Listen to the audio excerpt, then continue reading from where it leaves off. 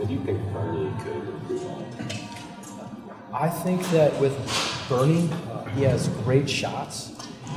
His single leg is, might be next to no one else in the country as far as skill and his ability to finish.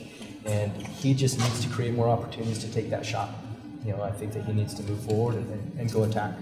I mean, his attack rate when he actually, now that match is a little different. The guy had a lead, but regular match, scores even. When he shoots, he scores almost every time. So we just need to get him attacking more. Mitchell clearly brought his A game. Could you see that coming? I mean, even before he took the mat this year for you guys, did you see the upside that he had, and it just continues to evolve? Just watching him wrestle, watching him compete when he was younger, watching him in the room, he is always looking to get better. He's willing to go to different coaches and different guys on the team, and then he'll turn around right away and he'll walk right back on the mat and try it. And so guys like that end up improving at a really fast rate. And it's actually a lot more rare than you might think. So we had high hopes and expectations for him, and he does for himself. And right now, I think that we're seeing it out there. And I'm really looking forward to him over the next stretch to get to wrestle some guys that are ranked a little bit higher. Does that speak to his confidence that he's able to, like you said, kind of try it right away? Yeah, I think there's a confidence in there with him, but there's also an understanding that he knows if he wants to be better and beat the best guys, that he needs to figure out how to score as many ways as possible. And everyone knows that, but not everybody's willing to go out there and do it, and he is. He doesn't want to leave anything out there. Levi Haynes, great comeback victory for him. Is, for lack of a better word, this is almost not the first time we saw him start out a little bit slow in that first period. Is that something that you're working on for him personally, or is that just man-to-man and however the scouting report goes for the match? Yeah, I don't know if it's that situation we're necessarily working on with him. I think it's how he's approaching the scoring, because he went out right away and he got to the guy's leg, and it was a great shot. I think he was coming towards us, and I could see the look in his eye. In his mind, he was going to pick the guy up and slam him down for that first takedown. And that guy did a great job of shifting his head and getting his hips back. The next thing you know, Levi's aggressiveness actually put him over the top. And so I think he came out the way we wanted him to come out. He just needs to tighten up those finishes. He needs to be a little bit more technical when he's doing it. And then that kid did a great job. He got Levi reaching again, got that second period reshot, and put Levi in the hole. And with the whole 3-point takedown, 1-point escape, it does change the math a little bit on it. So it was, for us as a coaching staff, it's good to see that in action, because we haven't had that too often with guys, to see how those point swings make a difference and how we might choose top or bottom. And it was also really good to see him still be down in the third period and just kind of shake it off and go get the points. That's what a champion does. Cody, how much are you working hands-on with Nagao, and I guess how have you, what has he picked up since he's been here? When you have a guy that's been in another program and then comes here, is there a time frame, or not a time frame, but is there a period of kind of a new guy kind of learning how you guys do things, and what does his progress look like? Yeah, there's always an adjustment period. Somebody comes in and they're going to be wrestling in a different situation where drills are different, timing's different, the pace that we run the season will be a little different, so it does take guys time, but he's very eager to learn. With a guy like him specifically, it's not about making changes, it's just about making adjustments match to match, right? He needs to do a little bit better job protecting himself in some situations down, whether he's finishing or whether he's defending. He's very humble, very hard worker, and he's here to learn. And so I think that we're just going to see a consistent improvement through him over the next 2 months.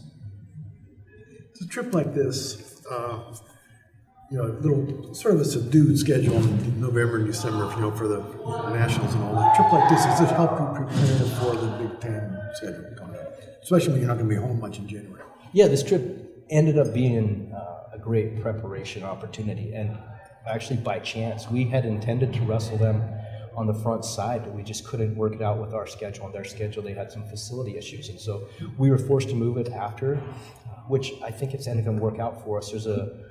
If you looked at the calendar year this year, which we looked at, there's one more week in there between the holiday break and the NCAA tournament. So it fit, and I think that it was a good opportunity for our team to travel, our young guys to get on the road, and for everyone to say, all right, it's for real now, it's time to get going. So I say by chance, it's ended up doing that for us.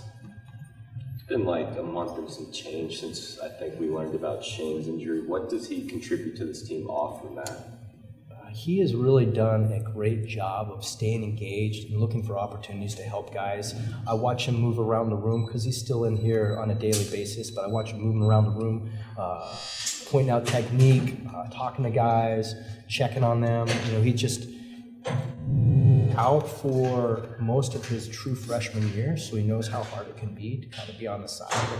And then he's also been through a full season, so he understands the challenges on that side as well. So he has some of that wisdom that he's been able to already put to work. And, you know, that's one thing that he asked us, as me, when he knew he was going to be out, is just help remind him to do that. You know, help remind him to stay engaged with the guys. And he's done a fantastic job of it. Kale said last week that he still hadn't gone under the knife yet. Is that something you guys have on the books yet, or still? What's the prognosis, I guess? Yeah, right. For his recovery? Yeah, they just wanted to make sure that everything was scheduled right. I think that he's been working. He went and saw the doctors yesterday to just kind of get an update on where it is. I haven't heard what that conversation was, but I think everything starts to happen here pretty quick. I think just sometimes, in general speaking, if somebody gets hurt right before the holiday, sometimes it helps just to wait until they get back. If they're not going to be in, then they don't have the travel issues. They can get right in to work with Dan Monthly, who's the top wrestling trainer in the country. And so he can get uninterrupted treatment and rehab right away. Dan wasn't with you guys on the trip. Is everything okay there? Yeah, everything's great. His wife, we've had a surgery, just like a knee, something, and so he needed to stay back and take care of her. But he's been a staple for you guys. He's been around a long time. Well, we hopped on the bus to go out to the airport, and he wasn't in his regular seat. I'm like, wow, this is just a strange feeling. I don't know how we're going to do on this trip. Dan's not in his seat, but fortunately it worked out for us. For an outsider sitting here, looking at, say, Strachey and Brooks, would they ever know that they're both going for their fourth title? What does that say about them and maybe their leadership for this team? What do you mean, do they know? Well, I mean, do they even show that they are, how good they are publicly? Yeah, they do. They're both pretty darn intelligent competitors.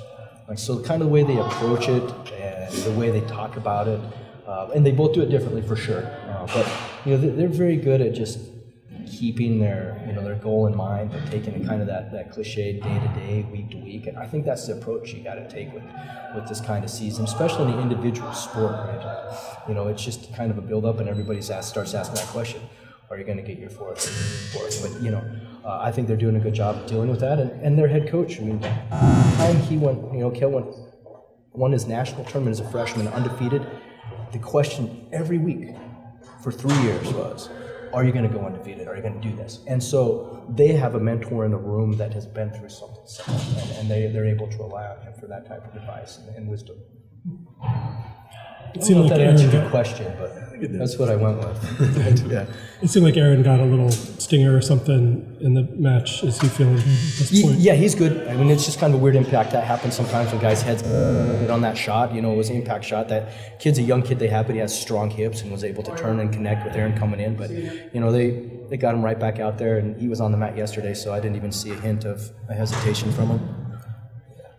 And I guess with Indiana on the schedule, 174 ended a little hot last year in Indiana. Do you guys as a coach approach that any differently, or just expect your athletes to take care of business? I don't know if we approach it differently than we would any other match, but there's a communication process with an athlete. Like, all right, here's the situation we've been in and you've been in. Here's the situation you're going to be in. Let's just make sure that you do it the way that works best for you in the program, and we leave it at that.